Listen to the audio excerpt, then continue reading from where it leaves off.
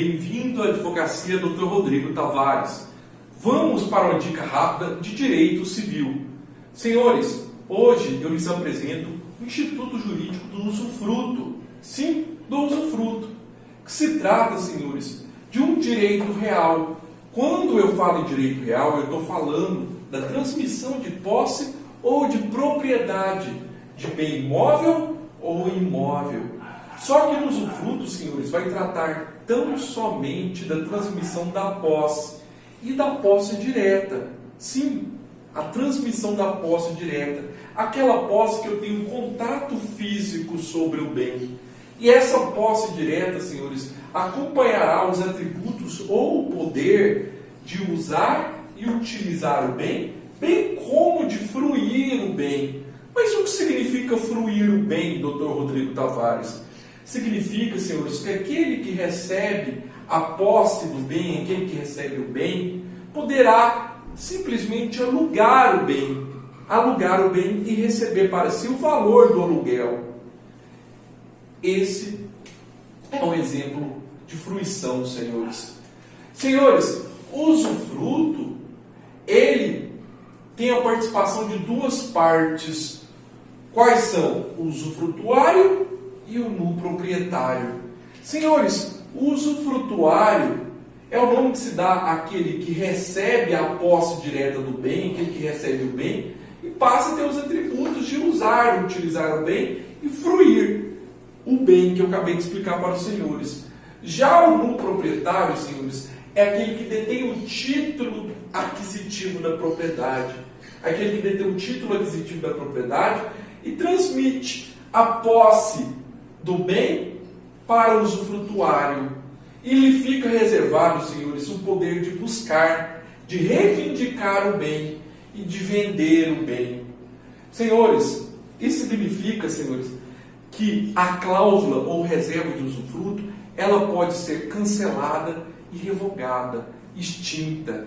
Senhores, é muito comum, por intermédio de doações de pais para filhos, gravarem com cláusula ou reserva de usufruto, ou até mesmo em testamentos.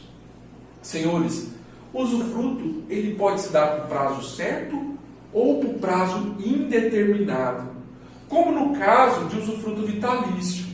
Senhores, usufruto vitalício significa que o usufrutuário, aquele que vai receber os poderes de usar e fruir o bem, ele terá esses poderes, o direito de usar, utilizar e fruir até a sua morte.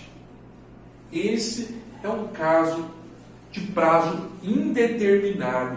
Como também, senhores, esse prazo determinado poderá estar associado a uma condição, um evento ou um fato no futuro, que as partes não sabem bem a certo quando ocorrerá. Por exemplo, no proprietário, ele pode pré-estabelecer, eu transmito a posse, eu transmito esse bem para o usufrutuário, mas eu estabeleço a seguinte condição: se o usufrutuário futuramente adquirir um bem em seu nome, estará extinta, revogada a cláusula ou reserva de usufruto. Eu não sei quando isso vai acontecer, senhores. Mas e para o prazo certo, Dr. Rodrigo Tavares? Como é um exemplo de usufruto por prazo certo? As partes também podem pré-estabelecerem, senhores, estipular um prazo para a extinção do usufruto.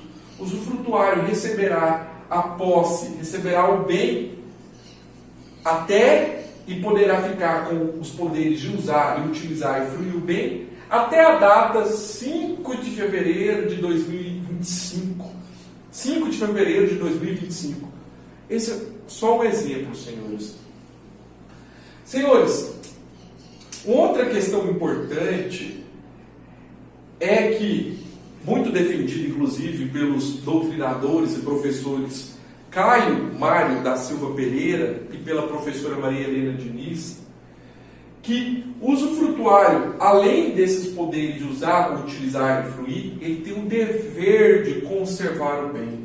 Como assim, Dr. Rodrigo Tavares? Sim, ele tem o dever de conservar o bem.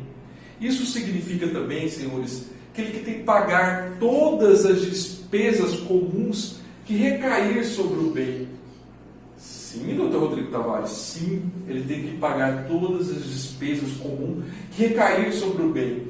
Por exemplo, se tratando de um bem imóvel, cabe ao usufrutuário pagar as taxas de condomínio, o valor de IPTU que recair sobre o imóvel, as despesas de seguro se tiver sobre o imóvel e etc.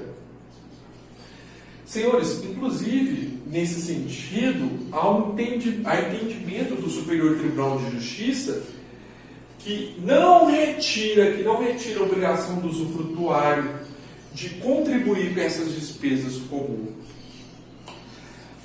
Senhores, essa foi minha dica hoje de direito civil a todos. Eu espero que vocês tenham compreendido pelo menos isso que expus, e a todos fiquem com Deus.